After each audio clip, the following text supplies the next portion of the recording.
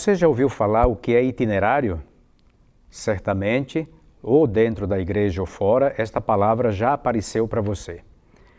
Bom, esta palavra em moda, neste momento, dentro da igreja, ela era utilizada no princípio e nos primórdios da igreja, nos primeiros séculos. O itinerário lembra um caminho que se faz. E este caminho, para nós na igreja, não é um caminho feito só em uma etapa, depois pula e volta para outra. É um caminho constante. Nós dizemos que é um caminho que começa no útero materno e vai até o útero da terra.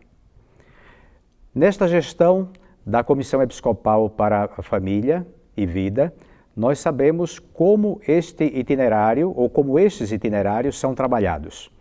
Nós pensamos no itinerário do ventre materno, nos preparamos para ter o itinerário para os pais e as crianças, um itinerário para os adolescentes, para os noivos, para os namorados antes ainda, para os recém-casados, para aqueles que já têm uma vida de casamento já consolidada, mas também queremos um itinerário para aquelas famílias que foram reconstituídas numa nova união. E é sobre este assunto que nós queremos tratar hoje, fazendo uma introdução àquilo que nós chamamos de itinerário do bom pastor. Um itinerário feito a várias mãos. Isso significa com várias pessoas que participaram. Primeiro, no período de pesquisa, depois, no período de construção da escrita e também dos vídeos e outros materiais que serão disponibilizados. O nosso itinerário Bom Pastor, portanto, ele é novo, embora o nome Bom Pastor seja um nome já conhecido em muitas dioceses e muitos regionais da Igreja no Brasil. Mas ele é novo porque ele traz algo que é diferente dos outros itinerários ou dos outros trabalhos feitos para casais em nova união. Aliás, chama a atenção para a expressão nova união. Se falava muito no passado o trabalho que a Igreja fazia com aqueles que reconstituíam as suas famílias em uma outra relação de trabalhos ou pastoral de segunda união. Na realidade, nós chamamos atenção para que nos expressemos sempre com pastoral ou trabalho voltado para casais em nova união, porque pode ser que algum dos nossos irmãos ou alguns dos nossos irmãos estejam não somente numa segunda união, talvez numa união terceira, quem sabe, né? Por isso, nova união. É aquela união que a pessoa está vivendo que nós queremos chegar com a palavra de Deus. Pois bem, o itinerário pensado dentro da igreja é exatamente um trabalho voltado para que os fiéis façam um encontro pessoal com Jesus Cristo nas diversas etapas. E não poderia ser diferente também para aquelas famílias que vivem nesta situação de nova união. O nosso trabalho você vai ter acesso, obviamente, por uma parte que será impressa pela Comissão Nacional da Pastoral Familiar, mas também você terá uma parte que você vai linkar no nosso portal da Pastoral Familiar e ali vai ter acesso a este material também. Eu chamo a atenção para que você preste atenção naquilo que nós delineamos como parte do nosso trabalho. Primeiro, uma apresentação que faço agora nesse vídeo, depois uma introdução com os objetivos do itinerário do Encontro Bom Pastor, uma terceira parte, metodologia e orientações gerais para o encontro, sugestões de cronogramas, uma síntese das atividades, palestras, dinâmicas e círculos e, por último, uma sexta parte, equipes que irão promover o encontro e as orientações gerais para as equipes, feito também, obviamente, uma conclusão desse trabalho. Essas 6 partes vocês vão encontrar em vídeos, como vão encontrar também impressos. Queremos, portanto, começar com uma orientação para a utilização do itinerário ou do livro Bom Pastor. Primeira coisa que nós queríamos chamar a atenção, este itinerário é fruto do trabalho da Pastoral Familiar e por ela deve ser colocada em prática na acolhida, no acompanhamento e no processo de discernimento de integração das famílias de nova união. É preciso, portanto, ter um cuidado especial para que os grupos que se formarão para executar este itinerário não se autoproclame pastoral de Nova União. Veja bem, não se autoproclame pastoral de Nova União. A pastoral familiar, ela é muito ampla e por isso a gente pode olhar como uma mola mestra dentro da igreja que trabalha exatamente com as famílias em alguns setores. Tudo aquilo que se relaciona ao trabalho da família, nós podemos encontrar dentro da pastoral familiar. Gostaria de ler um trecho do Papa Francisco em Amoris Laetitia, número 291. O Papa diz: iluminada pelo olhar de Cristo, a Igreja dirige-se com amor àqueles que participam na sua vida de modo incompleto, reconhecendo que a graça de Deus também atua nas suas vidas, dando-lhes a coragem para fazer o bem, cuidar com amor um do outro e estar a serviço da comunidade onde vive e trabalha. A Igreja deve acompanhar com atenção e solicitude os seus filhos mais frágeis, marcados pelo amor ferido e extraviado, dando-lhes nova confiança e esperança para que a luz do farol que é o Cristo, possa iluminar aqueles que perderam a rota ou estão no meio de uma tempestade. O Papa ainda diz: não esqueçamos que muitas vezes o trabalho da Igreja é semelhante ao de um hospital de campanha. Sirvam-me, portanto, de algumas setas ou de alguns apontamentos do acompanhamento de casais ou de famílias em Nova União estável, da Arquidiocese do Recife e de outros materiais espalhados pelo Brasil, para exemplificar alguns pontos que acredito serem importantes. Primeiro ponto: é importante, antes de executar o trabalho com famílias ou casais de Nova União, que a diocese e a paróquia prime primeiro por implantar a pastoral familiar. Prime primeiro por implantar a pastoral familiar, que deve ser o motor do trabalho neste campo, nesta aplicação deste itinerário. Agora, claro, nesse trabalho se pode contar com a participação e com a colaboração qualificada dos movimentos, das pastorais e dos serviços que trabalham com família. Então, nós podemos nos servir desses atores nas nossas comunidades que nos ajudam neste processo. Um ponto também essencial, diria ponto 2, é que a implantação deste trabalho não depende só do desejo de tê-lo na paróquia. Deve ser fruto também do amadurecimento da comunidade paroquial. Veja, não basta que o padre ou um grupo de famílias, obviamente com boas intenções, queiram implantar. É preciso que também a comunidade paroquial amadureça para que depois possa acolher esse trabalho ou estas famílias que vão chegar para esta comunidade, que desejarão ser integradas nesta comunidade. Então, para isto é importante um processo exigente de estrutura, de leitura, de entendimento e de reflexão e muita oração. Um outro ponto importante que não podemos deixar de lado, diria o terceiro ponto, que nada pode ser feito na área paroquial sem a comunhão com o pároco. Aliás, é um trabalho conjunto das famílias, aí capitaneadas pela pastoral familiar, mas também com o pároco. É ele que vai ajudar a descobrir o momento de iniciar esse trabalho. Neste instante, eu gostaria de elencar um quarto ponto que eu acho primordial. O setor casos especiais, que faz parte da pastoral familiar, deve ter casais disponíveis e preparados para realizar este trabalho, principalmente para o acompanhamento dos casais e das famílias em Nova União. E quais são as etapas de implantação do itinerário de famílias ou casais em Nova União? Primeiro, formação da equipe paroquial. Esta etapa deve ser realizada pela diocese, pela arquidiocese, de acordo com o guia de implantação da pastoral familiar e o guia dos casos especiais, buscando preparar uma equipe paroquial por um processo de estudo, de reflexão, de abordagem de temas correlatos e apresentação de metodologias e do material disponibilizado pela Comissão Nacional da Pastoral Familiar, que agora vos apresento, chamado Itinerário do Encontro Bom Pastor. Uma segunda etapa para a formação deste trabalho é exatamente formação da comunidade paroquial.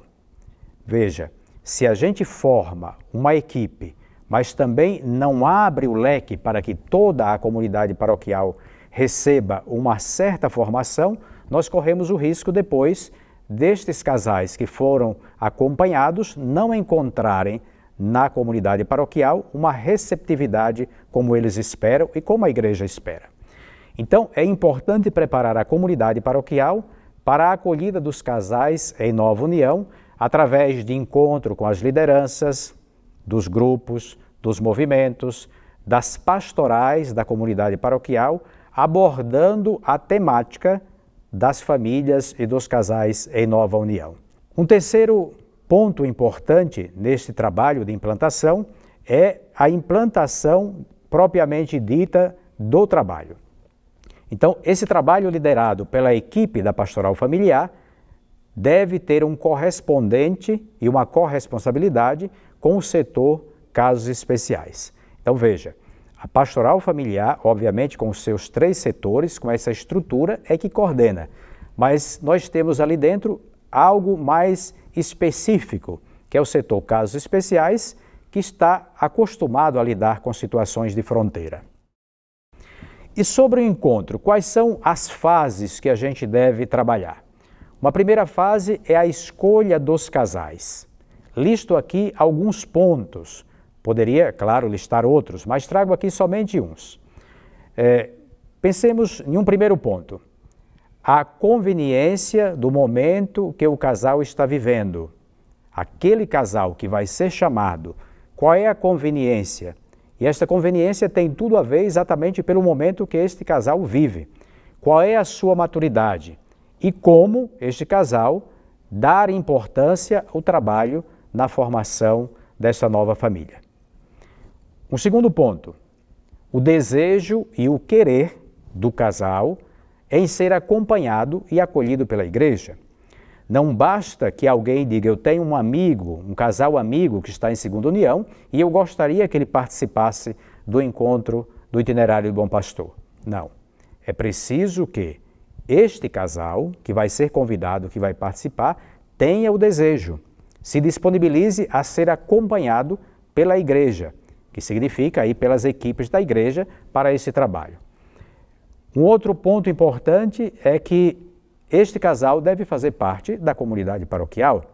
Não podemos preparar um encontro numa paróquia e pegar as pessoas avulso, né? Porque nós devemos imaginar logo que este casal em nova união tem uma pertença àquela comunidade paroquial. Uma segunda fase, que é bastante importante e a gente não pode prescindir dela, é o diálogo eclesial.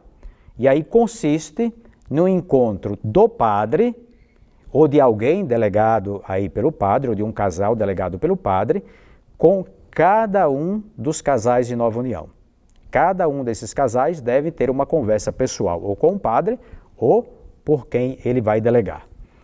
E aí, esses casais, obviamente, que vão fazer esta conversa com o padre, são aqueles que vão fazer o encontro. É um momento para um primeiro contato e também aí para uma demonstração de acolhida da igreja para com essas famílias que estão se achegando à convivência da paróquia, à convivência da comunidade eclesial. Uma terceira fase que nós gostaríamos de recordar é exatamente o encontro de reflexão. É o ponto de partida para os casais.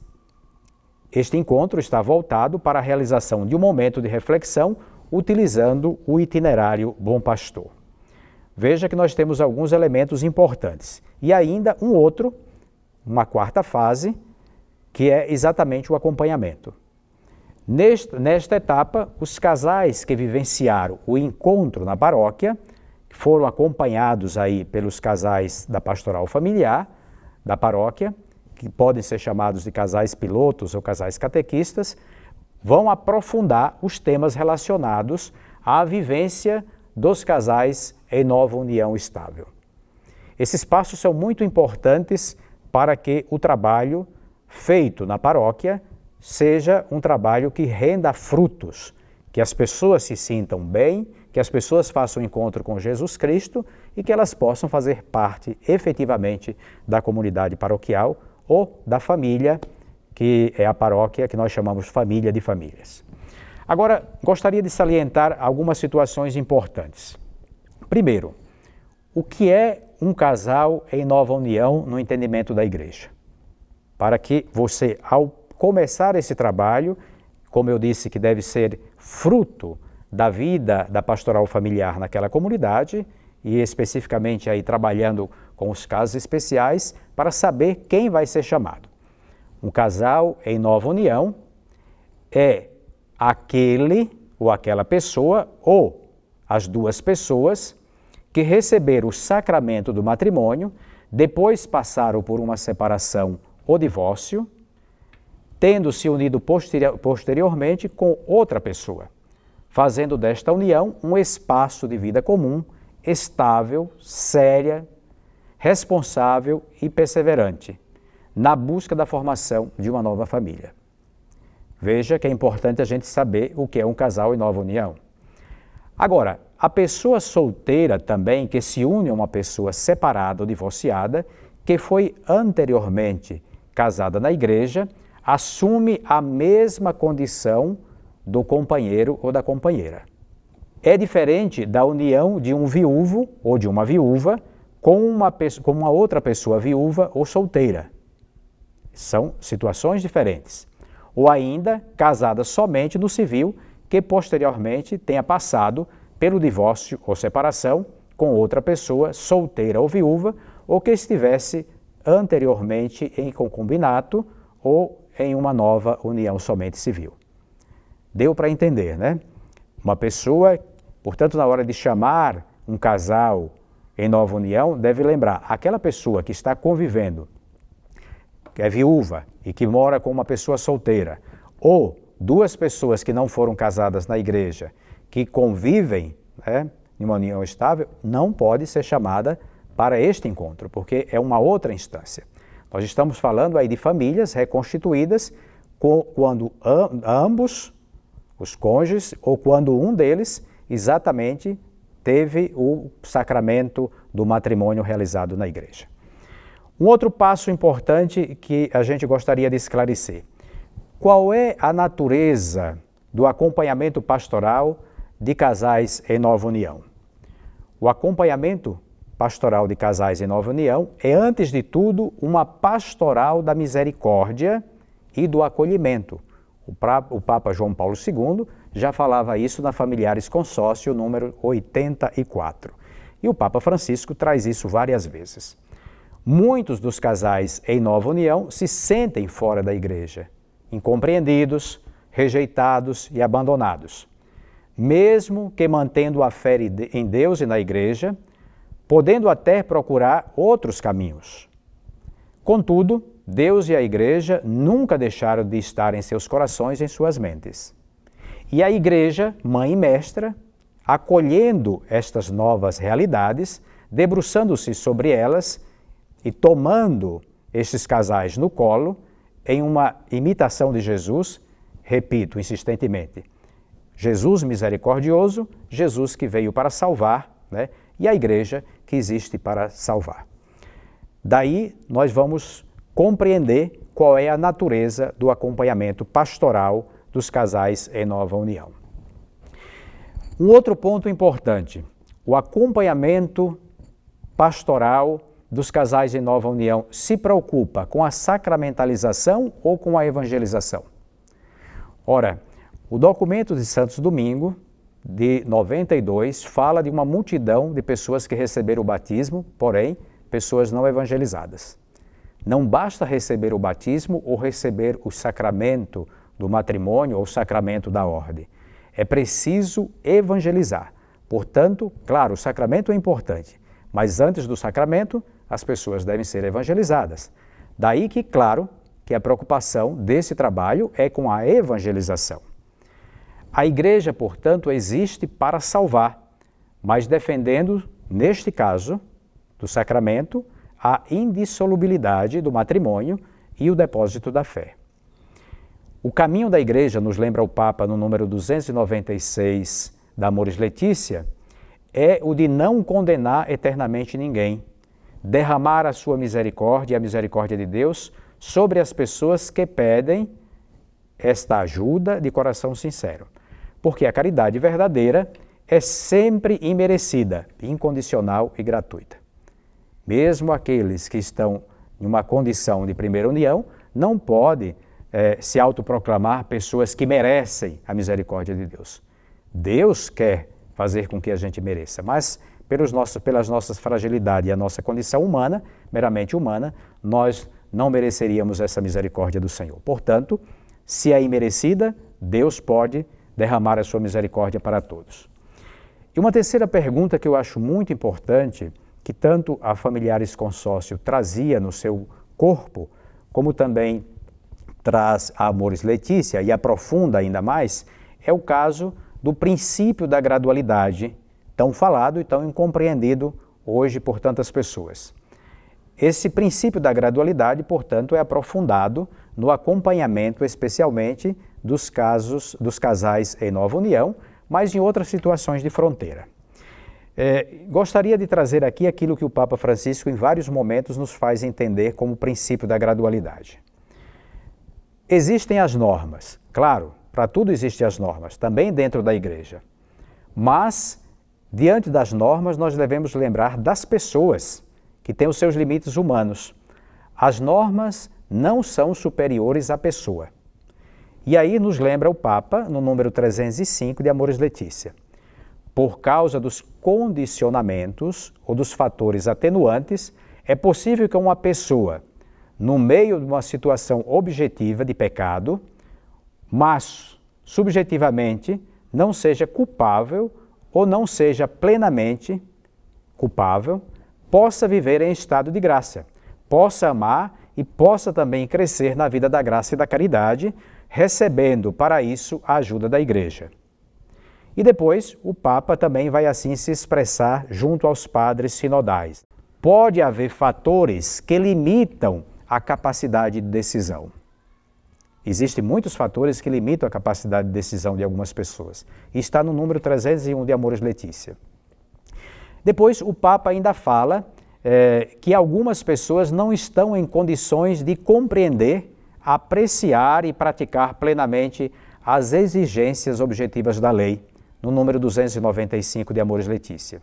Em outro parágrafo, o 302, ele reafirma: em determinadas circunstâncias, as pessoas encontram dificuldades para agir de modo diferente. Eu queria trazer aqui um exemplo. Pensemos em uma mãe que, casada em primeira união, teve ali um filho, né, e tendo dificuldades, por exemplo, sendo uma pessoa que era espancada pelo primeiro marido, sai desta relação de maneira compreensível, porque estava apanhando nessa primeira relação, e aí constitui uma nova família. Nova pessoa com quem ela vai conviver, ela acolhe esse filho, trata como seu, depois ela tem mais 2 filhos com esta pessoa. No meio do caminho, ela descobre exatamente esta dimensão do sacramento do matrimônio. E gostaria de voltar, mas como é que ela vai fazer? Se ela já tem 2 filhos com esta nova pessoa que lhe trata bem, que lhe ama e cuida do seu primeiro filho. Então, esta é uma situação delicada para a qual o Papa chama que nós devemos acompanhar com cuidado este caso para ver como tratar, né, esta nova família constituída, lembrando que ali tem fatores muito sérios que levaram a esta condição e agora esta própria condição tem dificuldade de retornar, por exemplo, àquela primeira união. Isso é muito importante a gente olhar os fatores atenuantes. Então, nestes casos, é sempre preciso verificar cada situação à luz da misericórdia, da verdade e, obviamente, do conhecimento da norma. Em um processo de discernimento, não estamos deixando a norma de lado. Estamos dizendo que é preciso amadurecer diante da norma e diante da realidade da pessoa, que vai fazer aí um amadurecimento gradual da personalidade sobre o ponto de vista cristão e eclesial. Um outro fator importante para esse trabalho é a gente pensar na comunhão espiritual. Quando a gente trata de famílias em nova união, muita gente primeiro vai ao encontro da dimensão da Eucaristia. Pode ou não pode comungar, né? Nós deveríamos primeiro pensar em algumas outras expressões que são muito semelhantes à questão da comunhão eucarística. Primeiro, a comunhão com a palavra. Estando em primeira união ou em segunda união, todos nós só poderíamos ir à comunhão eucarística se tivéssemos feito ou se fizermos a comunhão com a palavra. Ninguém deveria comungar se a palavra não cair no coração. Então, primeiro, a comunhão com a palavra. Então, esta comunhão é para todos. Segundo, a comunhão com os irmãos. Se você vai ao altar e se lembra que tem um problema com o irmão, portanto não está em comunhão com o irmão, volte e se refaça com ele, nos lembra o Evangelho.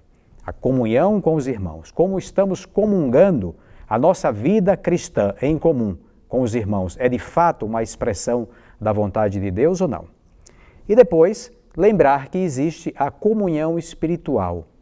E o que era a comunhão espiritual para aqueles que, estando em uma situação irregular, e essa situação irregular não é somente no caso de famílias em nova união, de casais em nova união, existem tantas outras, como a gente pode participar, por exemplo, do sacramento da Eucaristia e fazer uma comunhão espiritual. O Papa Francisco, durante a pandemia, escreveu uma oração da comunhão espiritual que depois se tornou uma prática na igreja, porque ali se verifica que muitas pessoas não comungam. Então, a comunhão espiritual, ela é ou não é uma realidade que se expressa da minha parte para com Deus de confiança ou não? Bom, através da comunhão espiritual é possível eu receber Jesus Cristo? Pois bem, a comunhão espiritual se constitui em um meio eficaz de recebimento de Jesus Cristo. É importante lembrar disso aqui. Você que vai à missa, que não pode fisicamente fazer a comunhão na Eucaristia, lembre que você pode fazer a comunhão espiritual. E é um meio eficaz de receber Jesus Cristo. Você não está em contato físico, real, com o pão eucarístico, mas em uma proximidade concreta, gerada pela confiança e pela segurança de que a graça divina completa a obra. Portanto, a comunhão espiritual realiza a recepção de Jesus Cristo em espírito e verdade. Importante gravar isso. A comunhão espiritual realiza a recepção de Jesus Cristo em espírito e verdade.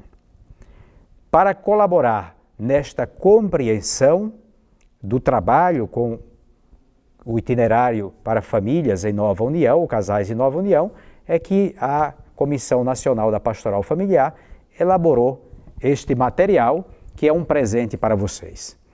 Claro que agora vocês vão ter o contato com as outras partes do material em vídeo impresso e também através dos QR Codes, e ali você vai poder aprofundar os estudos na paróquia e depois a aplicação também na comunidade paroquial. Faço votos que você faça um bom uso.